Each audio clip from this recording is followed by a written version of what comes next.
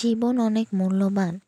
তাই কারোর জন্য নিজের জীবনটাকে শেষ করে ফেলা আমার কাছে অনেকটা বোকামি মনে হয়। মানে এটার কোনো মানে হয় না। মানে সে তো ভালোই থাকবে তোমার অ্যাবসেন্সে। তবে তুমি কেন নিজের জীবনটা শেষ করবা আরেকজনের জন্য? Welcome to Tajrian story. Hi everyone, good morning. কী অবস্থা সবার?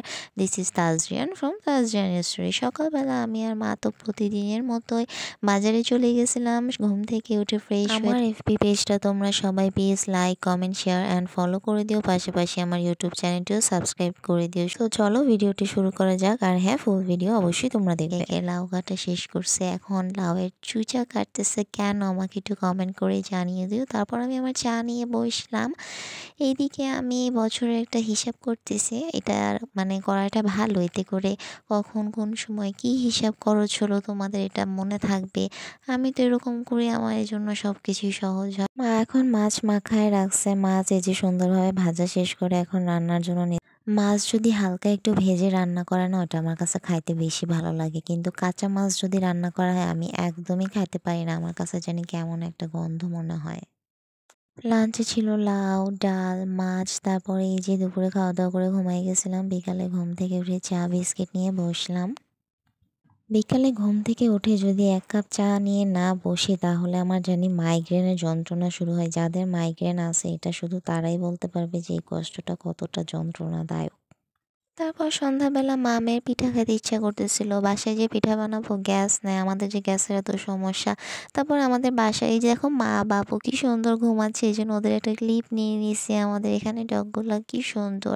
মানুষ না ওদের জন্য কীভাবে অবহেলা করে, কীভাবে মারে, আমার এগুলো একদমই ভালো লাগে না। আরে ভাই, ওরা তো তোমার কোনো ক্ষতি করে না, তুমি কেন ওদেরকে বিনা কারণে মারিতে তোমার লাভ হয় কি? এই বোবা প্রাণীগুলোর কিন্তু অভিশাপ লেগে যায় তোমাদের। তোমরা এগুলো প্লিজ করো না, আমার এগুলো একদমই ভালো লাগে না। এই যে এখানে চলে আসলাম, আমাদের এখানে এলাকার মধ্যে আন্টিটা বসে, আন্টির পিঠাগুলো খুবই মজা হয়। তাই এই যে মা আমি এখানে পিঠার জন্য লাইন ধরছি, কত মানুষ এখানে পিঠা নেওয়ার জন্য লাইন ধরতে হয়। তারপর ফাইনালি পিঠা নেওয়া শেষ, এখন বাসায় চলে যাচ্ছি। শীতের সন্ধ্যায় এরকম ঠান্ডা ঠান্ডা কুয়াশা কুয়াশা ওয়েদারে মা আমি একটা ছোট্ট ডেট হয়ে গেল আরেকবার। তারপর এই যে বাসায় এখন চলে আসি। শীতের সময় না বাইরে এরকম হালকা পাতলা একটু ঘোরাঘুরি করতে কিন্তু ভালোই লাগে।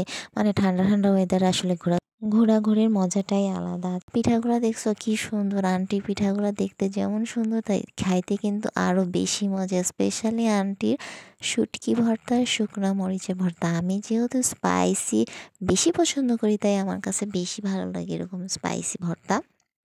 এই যে আমি পিঠা খাওয়া শুরু করে দিলাম। আচ্ছা, তোমাদের কার কোন পিঠা বেশি ভালো লাগে, ভাপা পিঠা নাকি চিতই পিঠা? মানে আমাকে একটু কমেন্ট করে জানিয়ে দিও। এই যে ভাপা পিঠাটা আগে খাচ্ছি বিকজ আমি এরপর ঝাল ঝাল করে পিঠা খাবো। চিতই পিঠা আম্মুকে বলতেছে আম্মু মজা হয়েছে তাই না? আম্মু বলতেছে হ্যাঁ, ওর পিঠা তো ভালোই হয়। এই যে পিঠা খাইতেছি, মামে গল্প করতেছি, এই সময়গুলো না ভালোই লাগে তাই না? তারপর এই যে পিঠা খাচ্ছি, আবার তোমাদেরকে একটু দেখাচ্ছি, দেখো আমি পিঠা খাচ্ছি, তোমরা কি খাবে? তারপরে এই যে এরপর বসলাম, এই দেখো আমি কতগুলো ভর্তা নিয়েছি, এতটুকু পিঠাতে কতগুলো ভর্তা। এই যে পিঠা খাইতেছি, শীতের সময় আসলে এইগুলা জিনিসই কিন্তু অনেক স্পেশাল তাই না? তারপর এই যে রাতে ডিম আর রুটি নিয়ে বসলাম। সো আজকের মতো এখানে, আল্লাহ হাফেজ।